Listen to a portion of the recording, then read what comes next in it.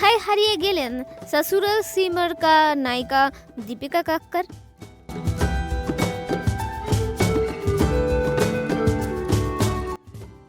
10 থেকে 12 বছরের পুরনো বাংলা সিরিয়ালগুলো যেমন এখনো দর্শকদের মনে গেঁথে রয়েছে, তেমনি এই সময়ের হিন্দি সিরিয়ালগুলোর জনপ্রিয়তাও ছিল তুঙ্গে। এমনই একটি ব্যাপক জনপ্রিয় সিরিয়াল ছিল স্টার প্লাসের সসুরাল সিমর কা, যেখানে মুখ্য ভূমিকায় অভিনয় করেছেন দীপিকা কাক্কর। তবে এই সিরিয়াল ছাড়াও তিনি একাধিক জনপ্রিয় সিরিয়ালে অভিনয় করেছিলেন বিগত 10 থেকে 12 বছরে। কিন্তু 2019 সালের পর দীপিকাকে আর ক্যামেরার সামনে দেখা যায়নি। এখন কোথায় রয়েছেন দীপিকা? কেনই বা তিনি ছেড়ে দিলেন অভিনয়?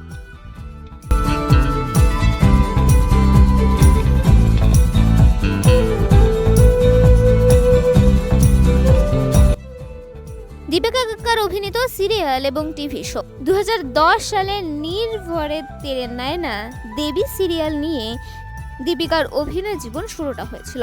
এর পরের বছরেই তিনি আগলে জানাম মোহে বিটিয়া হিকিজো সিরিয়াল করেন। তবে 2011 সালে তিনি প্রথম নায়িকার ভূমিকায় ধরা দেন সসুরাল সিমর কা সিরিয়ালে। এই সিরিয়ালটি 2011 থেকে 2017 সাল পর্যন্ত চলেছিল।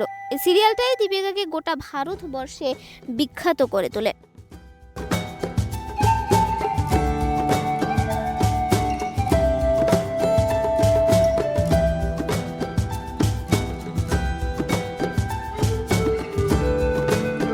এরপর তিনি ঝলক দিখলা যা, নাচ বালিয়ে এন্টারটেইনমেন্ট কার রাতের মতো কিছু রিয়েলিটি শোতে অংশ নেন। 2018 সালে কিয়ামত কি রাত সিরিয়ালে অতিথি শিল্পী হিসেবে অভিনয় করেন তিনি।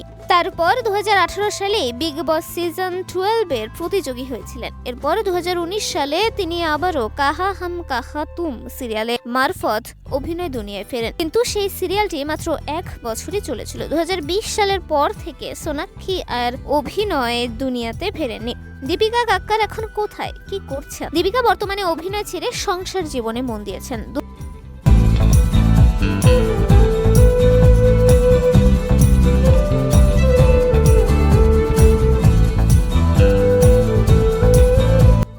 2018 সালে তিনি অভিনেতা শোয়েব ইব্রাহিমকে বিয়ে করেন। 2023 সালে দীপিকার কোল জুড়ে একটি পুত্র সন্তান আসে।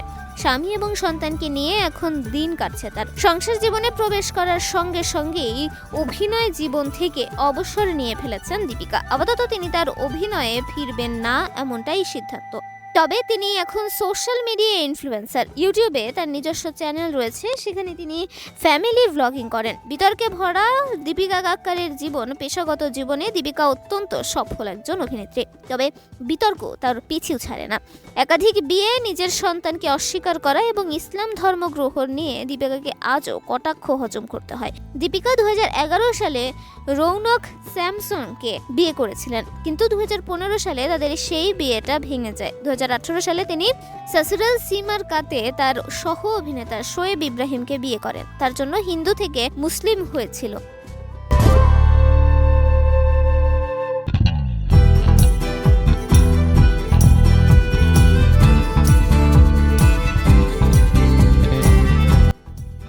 তার এই ধর্ম পরিবর্তনের সিদ্ধান্তকে কেন্দ্র করে ব্যাপক বিতর্ক হয়েছিল। তবে এখানেই শেষ নয়। বিয়ের পর দীপিকাকে নিয়ে বিতর্ক ক্রমশ বাড়তি। কেন অভিনয় ছেড়ে দিলেন দীপিকা কাক্কর? 2021 সালে সসুরাল সিমর কার সেকেন্ড সিজন আসে।